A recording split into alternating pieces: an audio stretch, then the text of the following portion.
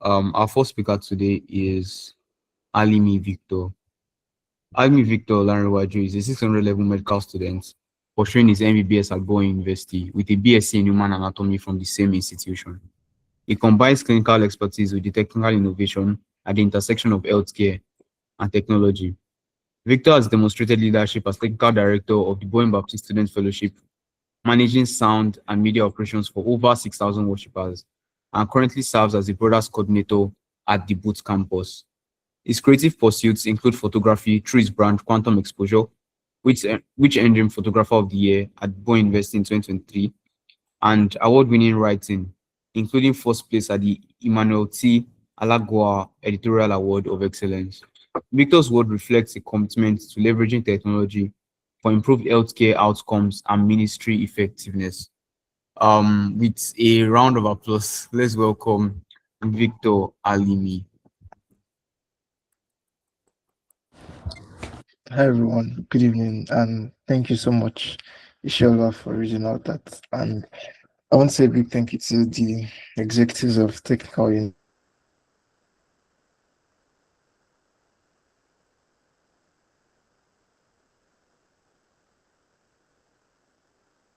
and everyone that took out time for photography. And I was not exactly sure what to talk on when I got the message, but I prepared a few things down.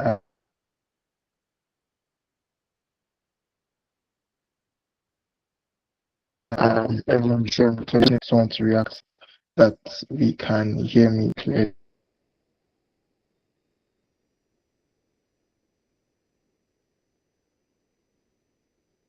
Hearing me clearly. Okay, so basically, photography is something that I've always loved to do. I don't know if we can see my screen. Okay. Yeah, so photography is something that I've always loved to do.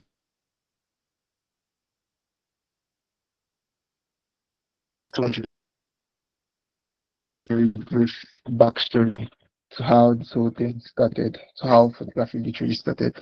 So the backstory to this was 200 level. That was I think 2020 or so. So I run a brand called Quantum Exposure alongside my partner. His name is David Folarin. He was also in tech.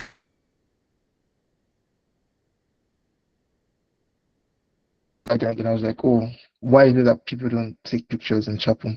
Because I know that I work at home and I know that people take pictures in church. So I was just wondering why there was no photographer taking pictures. So I rented a camera from a friend, and then I came to church the following Sunday, and David and I started taking pictures during service in chapel. I don't know where that confidence came from, but that was literally how we started. And then after that service, they were like, oh, they put that stuff, on Easy Worship Alerts where you can put stuff under the screen. So they were like, oh, those two photographers should please report to the media room. And then I thought I was in trouble because I didn't ask for permission from anyone. And then they explained that, oh, before we take pictures, we have to take permissions and whatnot, and then we're entering the shots. Basically, that literally started the whole technical unit putting photographers on posting, and that's what we still run till today, and that's what we also have here on boot campus. So that's basically a backstory to how this photography started and the whole quantum exposure thing.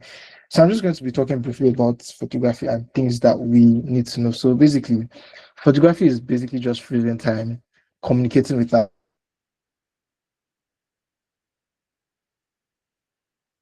words, express what photography is about. You just want to capture moments and then store them in time so that you can always go back and look at what you've done over and over and over again. So you're literally expressing your emotions visually. So one thing I'm going to say is that usually photography is best when it is your hobby and not when it is something that you love for money. And that might be a very contradictory statement, but a lot of people make money from photography. I've made some amount of money from photography, but I think one thing I've learned to realize from photography is that if you do not genuinely love photography, you would not enjoy it, because there are some times where your body goes through this. I'm sure there are probably some photographers on this call you would agree with me that in as much as photography is fun to do, sometimes taking pictures in chapel can be tasking. The first thing you have to overcome is confidence. How do you want to go in front of that huge crowd of people and take pictures confidently? How do you want to walk? Like it was so bad that sometimes when I first started, it was so difficult to walk between the sound room and media room because that confidence was in there. So you find out that I want to go from media room to sound room. I'm going through the back of chapel. I'm going all the way um just because I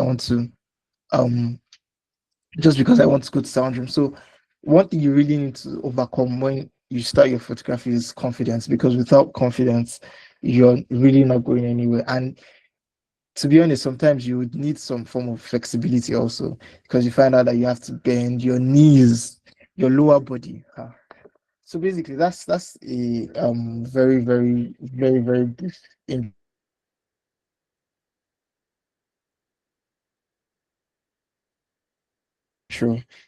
You'd have to genuinely love before you can actually actively go into photography. So we have different types of photography. There's portrait photography, there's landscape, there's street, there's event stroke wedding photography, there's product photography, there's wildlife. So you just have to pick the niche that you want to go into.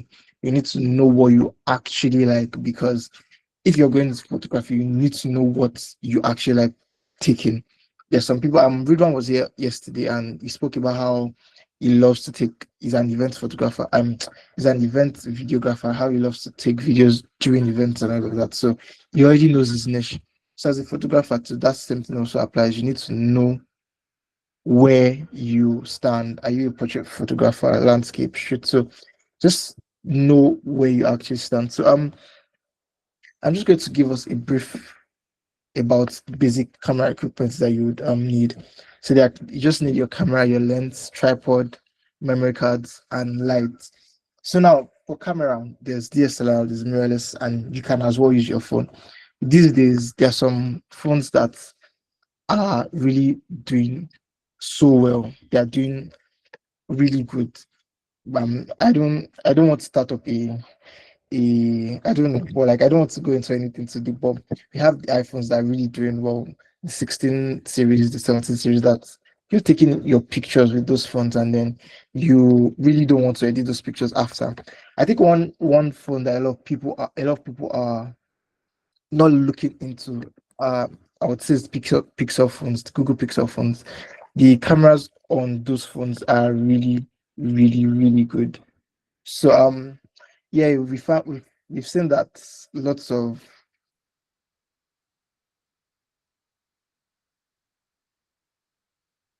phones have really normal DSLR or mirrorless cameras, but um they are really doing good jobs. So one difference between having a DSLR camera and a mirrorless camera. Mirrorless cameras are just newer versions of camera, and then DSLR cameras use a what is it called? They use a frame sensor to capture light, while mirrorless cameras, just has the name implies, there is no glass present between the lens and the camera. So usually mirrorless cameras perform way better than DSLR cameras, especially with low light capabilities. So you need to know the choice of cameras. But one thing I would say is that you can literally put a very good lens with an old camera and you'd get excellent results. I would always pick a better lens over a better camera.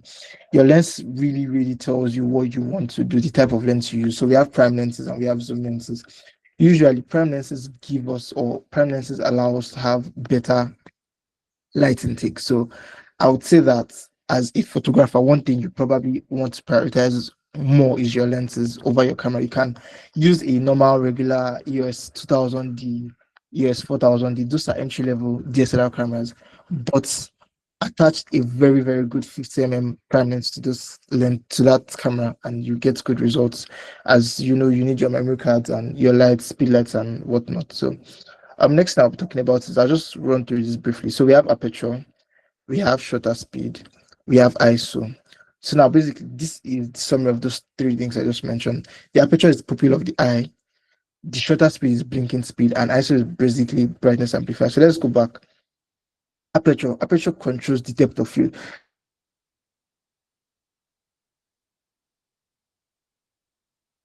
So now I'll be showing you guys,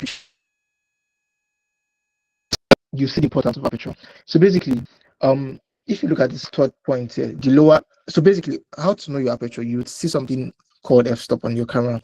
So the lower your aperture, the more light you're going to get into your camera, and the blurrier your background is going to get. So basically, this helps you. You would have seen some pictures. Okay, let me use iPhone for instance. You're taking pictures on your iPhone with portrait mode, and then you're seeing that the background is really blurred out. That is the work of your aperture. So that's what that basically does. Shutter speed basically just controls the motion. So you'd see something like 1 over 200, 1 over 100. The lower that thing is, like 1 over 20, 1 over 50, 1 over 60, 1 over 70. The lower those things are, the brighter your picture. But the less steady your shots will be. So, like I said, shutter speed is basically like your eye blinking. So, imagine that on the camera. And then next thing I'm going to quickly talk about is ISO. ISO just makes your pictures brighter, basically. So, now the next thing I'll be running at, because I don't want to take too much time, is composition, basic composition. So we have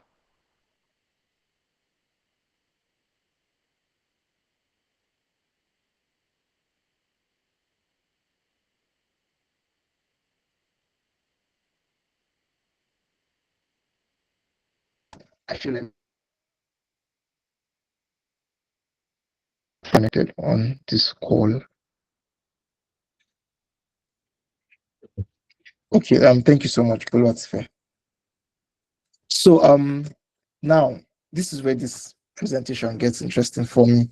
And I'll be showing us a few pictures that we can clearly relate to. And this is the part of the presentation where I would like to commend the media aspect of technical. I'm trying not to be so biased here, but I don't know what you guys have been cooking, what you guys have been eating, but you guys have been posting really, really great pictures on the Bowen Chapel's Instagram page. And let me just be very fair. The sound team they've also been doing really, really great. So I would be very honest because I've seen a few things and you guys are really doing great. And I know Daniel is the media code. So Daniel, yes, here's your credit. So these pictures I want to show you are basically pictures I took from the Bowen Chapel's Instagram page. And I decided to use pictures that you guys must have seen so that you'll be able to relate much better. To be fair, um, I feel like there are also people on this call or people in technical units that can as well take this webinar. That's the honest truth, because I've been really, really impressed by the work you guys have been putting out there. If the person who took this picture, if that person is on this call, I'll just like to know that person. But whoever took these pictures that I'm about to show you guys, that person really did a great job. And this really talks about the things I just explained earlier on. So now I spoke about aperture. Now, if you look at this picture, if you look towards the left side of the picture, you see that the background is blurred out. This person definitely used a prime lens. I'm guessing the person used a 50 mm prime lens to shoot this. I might be wrong, but probably 50 mm or and it's 5 mm, most likely either one of those two. Now look at the left side of this picture. You'd see that the left side of this picture is blurred out. That's basically the work of the aperture. This person shot at a really, really low aperture, and then you can see that this image is well lit up. So this person probably shot at 1.8 or 2.0 or 2.2, one of those things. Now, if you go back up, you see something called rule of thirds. Basically, it's not every time you have to take your pictures that your subjects has to be in the middle. This really tells you something. So basically, now if you've used don't let me say an iPhone, but I think most phones have it. It's there's this thing called a grid, where your screen is divided into 9 boxes. So you have 2 horizontal lines and 2 vertical lines. Now, basically, that helps you arrange your pictures into rule of thirds. So now this person really understands the concepts of rule of thirds. The person didn't just um put this subject in the middle. The person put it at the edge. That's something called symmetry. This is symmetry. This picture speaks symmetry. So that really works. Now this is another picture that I really love, and all the pictures I'm going to be showing you were taken from, I think, within 1 week of posting on Instagram. Now, I really love this picture. It's not every time that you have to go right in front of that person to take your picture. Now, in photography, there's something called background, subject, and your foreground. Now, the foreground in this images or in this picture I'm showing you right now is these people that are here in front of this subject that is blurred out. What brings out the beauty in your picture is when you put your subject in between a foreground and a background. So imagine this picture. I'll show you more pictures to explain this concept much, much better. But imagine this picture without these people in front of them. This picture would not have given this image. I don't know if Daniel is on this call, but like, there was this time where Pastor, I can't remember his name. I'll get back to that when I remember the person. But the person came, and I just wanted to use that to explain this background, foreground, and subject. So now going to the next picture. This is another picture that explains rule of thirds. This person could have cropped the image in such a way that the subject would have been in the middle of the picture without and killing the space on the left. But no, that would have given a different results to this picture, and you probably not have looked this good. So this person really did justice to these pictures, taking them and editing them. Now this is another picture that's trying to explain why I'm talking about foreground and background. I don't know what these two black lines are in front of the picture. I'm guessing either between someone's legs or something. The person should took the picture in between a very, very tiny space. And this is why I said this person most likely used a prime lens, probably 50 mm. Now, this picture without this background would have given a completely different result. And you just need to learn how to properly frame and position your image while your subject while taking your picture. This is another one. This is another great picture. This picture, the only reason why I chose this picture is that I want you to understand that when you're going into photography, you are telling stories. Your pictures have to tell stories. Your pictures have to show that you're trying to pass across a message. And I can tell you that pictures like this are what depicts the kind of caption you probably put in your on your Instagram post. So just know that you need to make sure that your pictures are speaking something, they are communicating something. So going back to this, you don't want to now take a look at this person in your frame. Okay, I don't think the slide has moved yet. Okay, so now going back to this picture. Now there are two people in this picture. Whoever took this picture decided to pick this guy as the subject. If the photographer had chosen the other guy on the left, we would not have been telling a story. This guy here in the middle of the whole frame is showing more emotions. So I'm sorry that I'm using more of church pictures, but I just want you guys to have something that you can relate relate with. So basically, you just need to make sure that your subject is showing some form of emotions. That's what makes your pictures beautiful. And I'm sure that this is church pictures, but then it applies to other spheres of photography. If you're doing events photography, if you're doing sports photography, you don't just want to take someone that is just standing and is not doing anything. If, for instance, now you're assigned or you got a gig to take pictures for a sporting event, you don't just want to take pictures of someone who's just standing and is not doing anything. Your subject or the person in the image has to be doing something that is going to depict a story or emotions or whatever it is that you want to get at it. So basically, this if you go through the Instagram page of Bowen Chapel, you would see that this um 5 things come along in every single picture that you guys always take. So to wrap this presentation up, this lighting, like your what's it called? Lighting really, really matters in photography.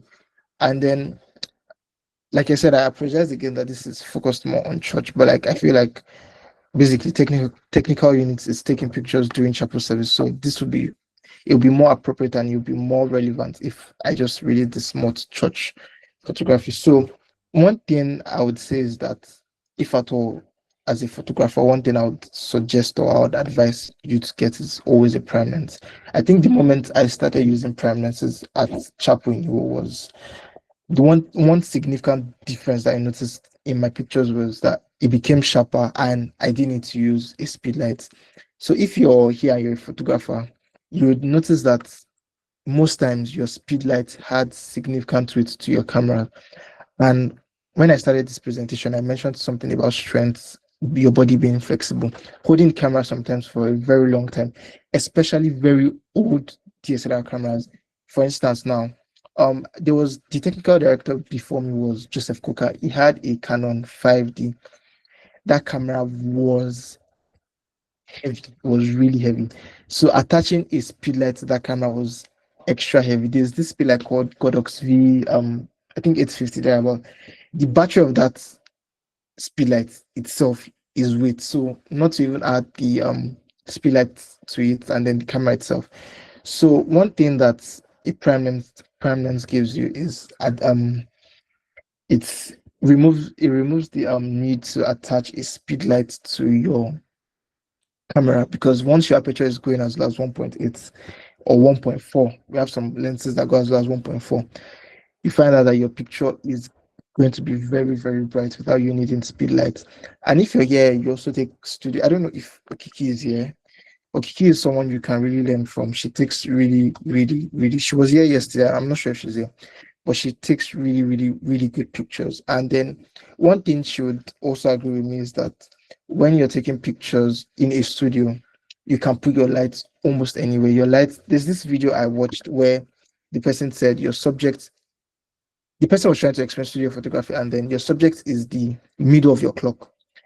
Your lights can go round the clock. So you can put your lights anywhere, you just as long as you know what concept you're trying to create. So good lighting while you're taking pictures helps you a whole lot. So one thing you want to try to do is to make sure that your subject is well lit, the person in the image is well lit, because that's what gives the beauty. um so basically, the last slide here has to do with post processing and editing.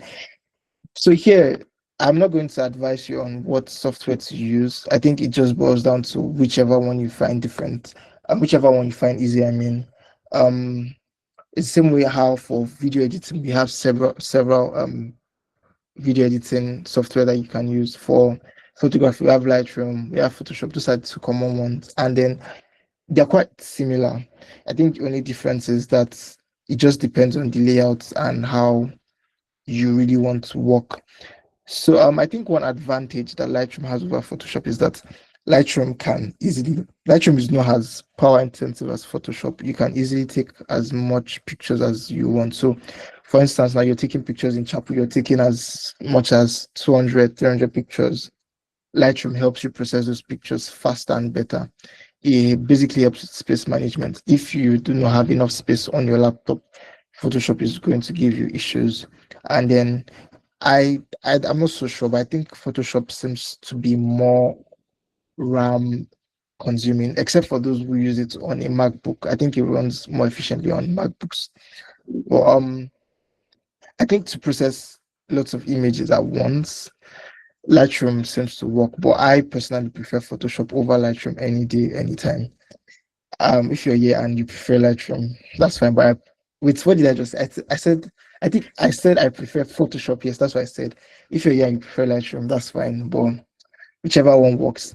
There's color correction, there's exposure adjustment, there's retouching. Now, these things are not, I don't think these are things that should be taken in just photography 101.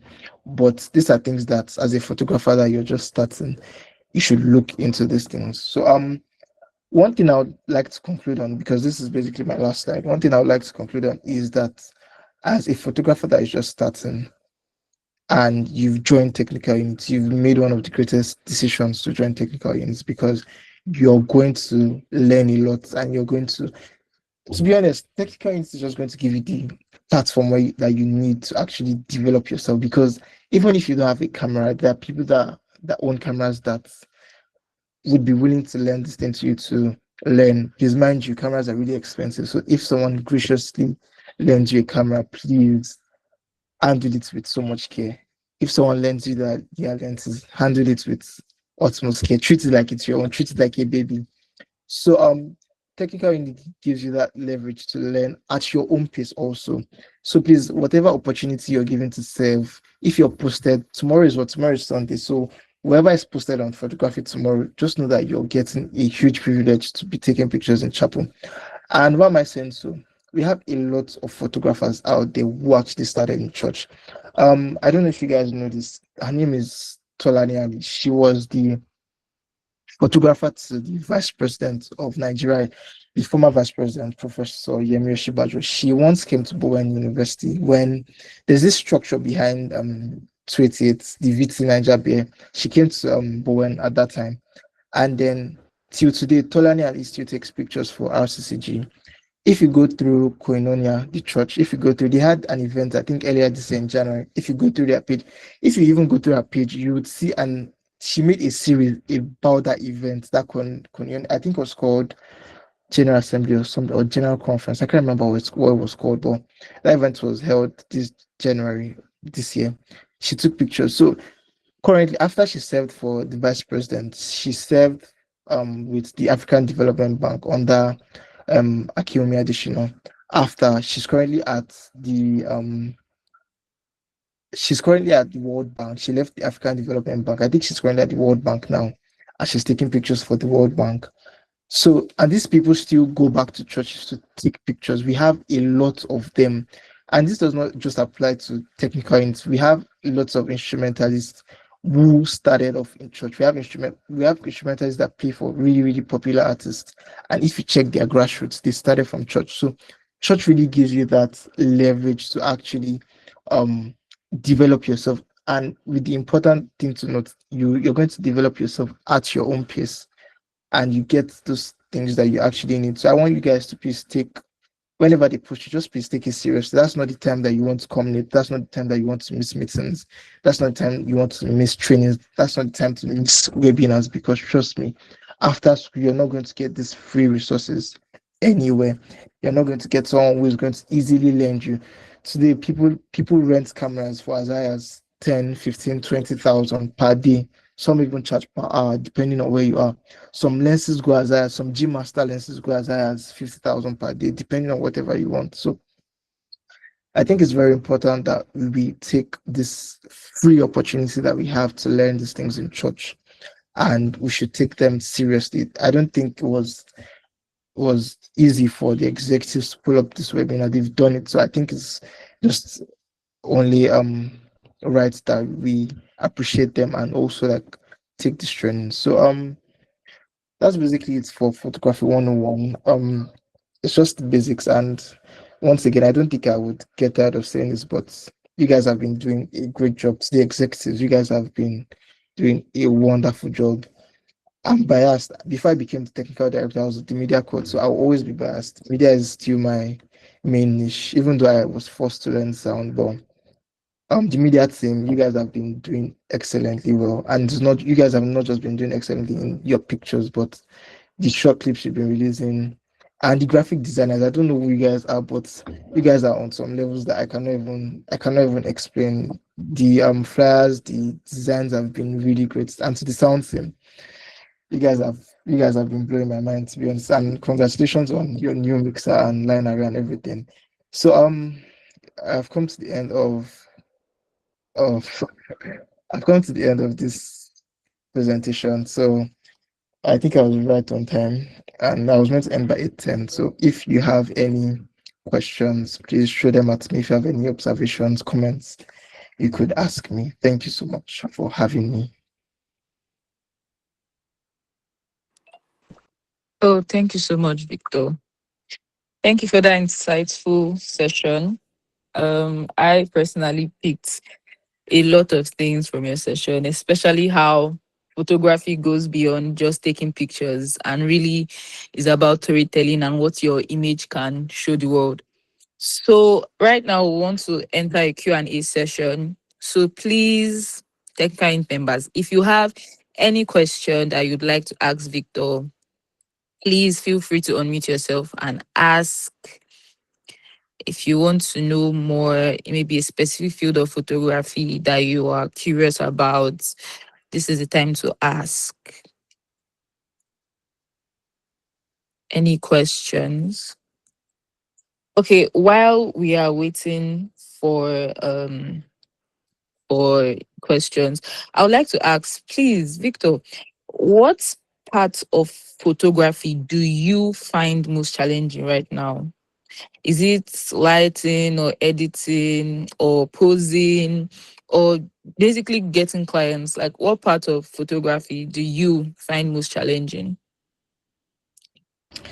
I think the part of photography that I find challenging is how to you actually said how to appropriately use your lights, because there are a lot of times where we see different concepts on Instagram, and then you're trying to recreate those concepts, but because you were not there, because the photographer didn't put up the BTS to that shoot, sometimes it's very difficult to try and recreate some very interesting concepts. So trying to utilize your lights appropriately is something that I'm still trying to learn on, because one thing I believe in is that you can have really, especially when you're shooting in studio, your camera can be good, your lens can be good, but if your lighting is not good, that's why you see sometimes pictures can come out dark. If your lighting is not good, that's something that that's something that's quite challenging. I think that's for me. I think that's basically it. And the other thing would be taking pictures during praise session in church. So Yes. personally, I think I would rather take pictures during worship than praise, because during worship, people would give you the expressions you want. People would give you that crying expression. People give you that hand raise. People give you everything that you want in your picture. Things like this. I'm sure this picture was most likely taken during a worship session. This was probably taken during worship or prayer. But this too. But you see that praise when they are dancing, trying to get them in focus while dancing is another difficult task. So I think those two things are very. Look at this. I'm sure the person who took this picture took time, because this was probably doing either a prayer session or a worship session. So you find that your pictures come out very sharp during worship sessions, and you really enjoy what you're doing during worship sessions, because everyone is giving you those expressions that you really want. So I think those are two things that are quite difficult for me.